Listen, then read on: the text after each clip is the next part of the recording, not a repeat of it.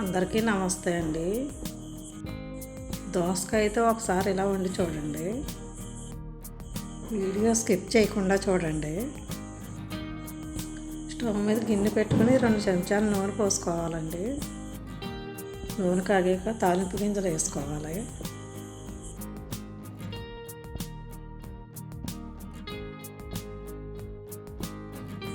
ఇప్పుడు కరివేపాకు వేసుకోవాలండి. ఉల్లిపాయ పచ్చిమిర్చి ముక్కలు కూడా వేసుకోవాలి.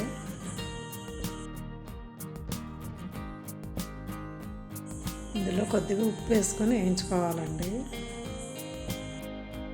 అలాగే ఈ వీడియో మీకు నచ్చితే కామెంట్ చెయ్యండి. ఉల్లిపాయలు వేగినాయండి. ఇప్పుడు టమాటా ముక్కలు వేసుకుందాం. టమాటా ముక్కలు మెత్తబడి వరకు వేయించుకోవాలండి. ఇప్పుడు దోసకాయ ముక్కలు వేసుకొని కాసేపు వేయించుకోవాలండి. ఇప్పుడు ఇందులో కొద్దిగా పసుపు, 1 చెంచా కారం వేసి కలుపుకోవాలండి.